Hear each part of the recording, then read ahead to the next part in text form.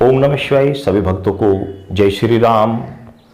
अभी मेरे पास एक कमेंट्स आ रही थी कि गुरुजी माता मदन्नन या घर की कोई भी कुल देवी रुष्ट हो तो क्या क्या समस्या आ जाती हैं। और दूसरा ये कि एक कमेंट्स बहुत ज़्यादा आ रही है कि गुरुजी जिसके घर में बच्चे ना हो रहे हों तो वह क्या करे ताकि उसके घर में बच्चे हो जाएं, ऐसा उसे क्या करना चाहिए।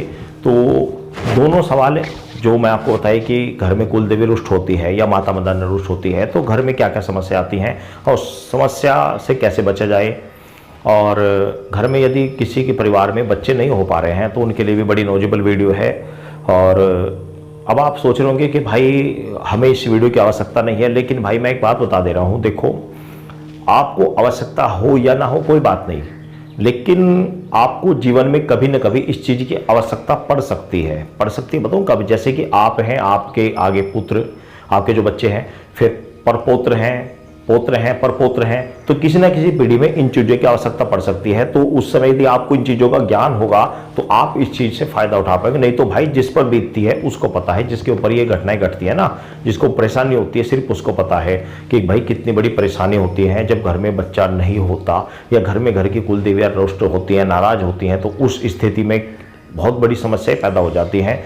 दोनों सवाल एक ही जैसे हैं, इसलिए मैंने आपको दोनों सवालों का एक साथ बताया है, अलग अलग ना बताकर। और ये आप ही के पूछे गए सवाल है, मैं अपनी तरफ से कुछ नहीं बता रहा हूँ। मैं आपको पहले बता दे रहा हूँ कि मैं अपनी तरफ से वीडियो नहीं बना रहा हूँ, आपके स्वयं के पूछे गए सवाल है। मेरे पास इन चीज़ों के दोनों के काफ़ी सारे कमेंट्स आ रहे थे कि गुरुजी घर की कुलदेवी रुष्ट है तो हमें ये समस्या आ रही है, हमारे घर में कोई संतान नहीं हो पा रही है, घर में क्या क्या समस्या आती हैं। तो ये आपके ही सवाल हैं जो मैं आपको ही बता रहा हूँ इनका उपाय। देखो सर्वप्रथम तो जब ऐसी स्थिति हो कि आपके घर में कोई बच्चा हो ही नहीं रहा है तो सर्वप्रथम तो आप डॉक्टर को दिखाइए। डॉक्टर आपकी पूरी जांच करेगा, आपको बताएगा कि भाई ये प्रॉब्लम है, आपके शरीर में ये प्रॉब्लम है, आपके शुक्राणु कम है या आपके पति में कमी है या स्त्री में कमी है, और आपने सब कुछ करा लिया। डॉक्टर बिल्कुल कहते हैं कि बिल्कुल कोई कमी नहीं है, कोई भी प्रॉब्लम नहीं है। तो उस स्थिति में क्या करोगे? मान ली कोई प्रॉब्लम है ही नहीं, कोई भी प्रॉब्लम नहीं है, तो ऐसी स्थिति में आप क्या करोगे?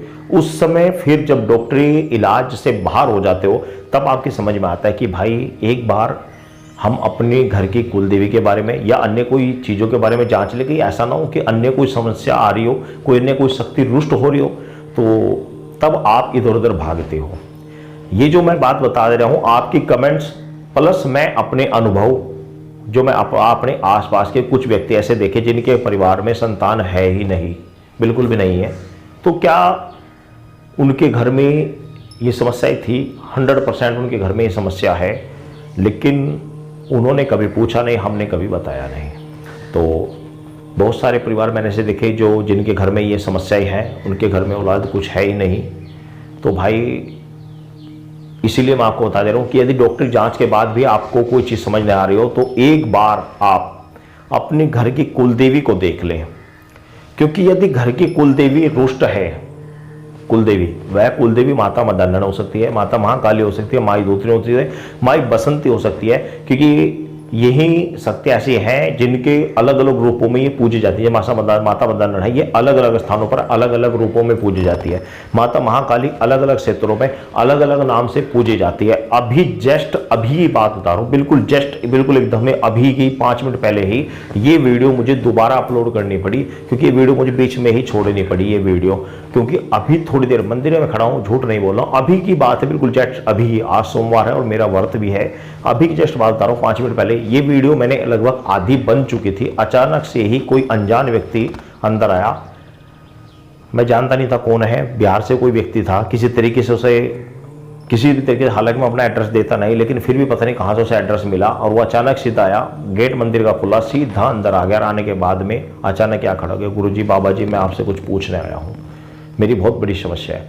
उसने आते ही यही बात कही कि मेरा बेटा है और वो बिल्कुल ठीक नहीं रहता, बिल्कुल बीमार रहता है, वो जब से पैदा हुआ है बहुत ज़्यादा बीमार रहता है।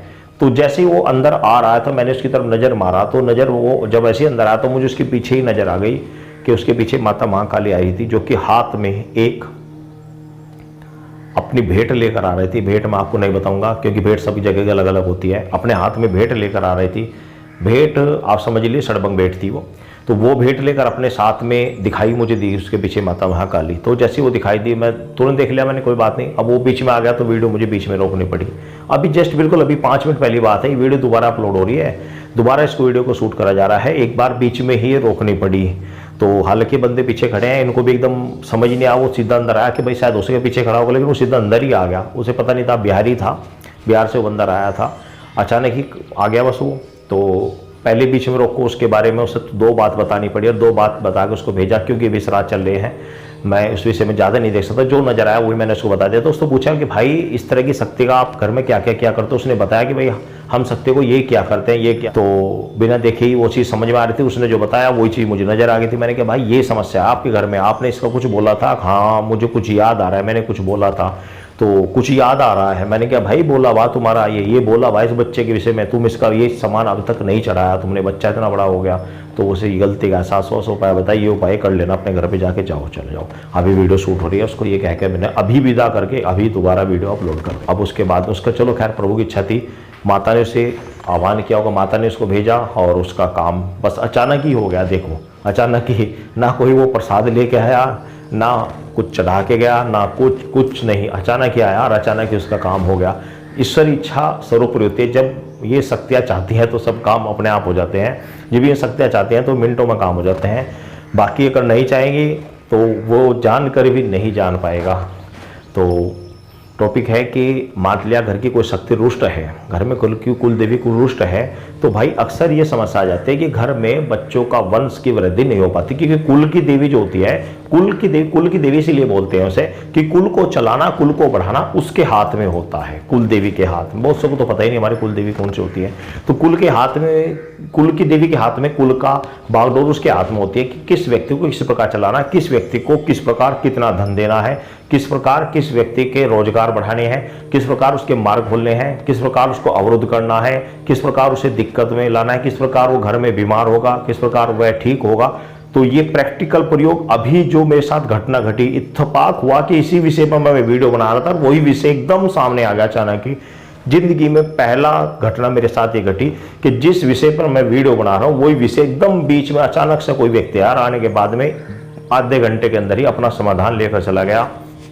इत्तेफाक है, समय की बात है। देखो कि जिस विषय को लेकर हम खड़े थे वही समय विषय सामने आकर खड़ा हो गया अचानक ही। इत्तेफाक से बंदे बाहर खड़े हैं, ये भी रोक नहीं पाया, अचानक ही सीधा यार, अचानक ही उसका कार्य हुआ। तो ये सब होता है ईश्वर के अधीन, ईश्वर की इच्छा के अनुरूप ही होता है। जब वो देवी शक्ति चाहती है, वो महामाया या घर की कुल देवी जब वो चाहती है, वो एक ही है, महामाया महाशक्ति वो एक ही है, उसी के रूप अलग अलग हैं। तो वो जब वो चाहती है तब सब काम ठीक होते हैं। तो भाई कुल देवी को मनाकर चलो पहले। यदि आपके घर में संतान नहीं हो पा रहे तो कुल देवी के ऊपर नजर डालें कि कहीं आपकी कुल देवी रुष्ट तो नहीं है, कहीं आपके घर में इस कुल देवी का क्या भोग प्रसाद दिया करते थे, कहीं वो आप भूल तो नहीं गए, या आपके पूर्वज आपको बताकर तो नहीं गए, कहीं ऐसा तो नहीं किया आप उसको आप भूले बैठे हों, उसका जो भोग प्रसाद दिया जाता था वो नहीं दे रहे हो, और या आप दे रहे हो सही तरीके से ना दिया जा रहा हो, वह लग नहीं रहा हो। तो ऐसी भी बहुत सारी स्थिति आ जाती है, कई बार देने के बाद भी नहीं लगता। तो ऐसी भी स्थिति हो जाती है कई बार कि आप दे रहे हैं, देने के बाद भी नहीं लगता। तो इस विषय में बहुत सारी वीडियो बनी हुई हैं कि किस किस कारण से हमारा पर दिया हुआ प्रसाद नहीं लगता या किस तरीके से देना चाहिए। आप चैनल पर जाइए, बहुत सारी वीडियो आप देखोगे तो देखकर आपको सारे नॉलेजेबल ज्ञान आपको अपने आप ही मिल जाएंगे। तो इस तरह की यदि आपके पास समस्या है तो आप इससे लाभ उठा सकते हैं। आप कुल देवी को मनाएं, उनका जो भोग प्रसाद है वो दें, उसके बाद में आपके घर में सब कुछ ठीक ठाक होगा, सब कुछ आपके घर में बरकत होगी, आपका कार्य भी चलेगा, कुल देवी प्रसन्न रहेगी, आपके घर में संतान उत्पत्ति सब कुछ ठीक ठाक होगा, सब कुछ सही होगा। और बाकी भाई मजाक बनाने वाले तो बहुत सारे व्यक्ति हैं, एक दूसरे का मजाक बहुत बनाते हैं और उंगली उठाने वाले व्यक्ति बहुत सारे हैं कि भाई ये घर में ये करते हैं, वो करते हैं, वो करते हैं। समाज को देखोगे तो भाई कभी आगे नहीं बढ़ पाओगे। अपना जो कर्तव्य कर्म है उसे आप करते रहें। सभी भक्तों को जय श्री राम।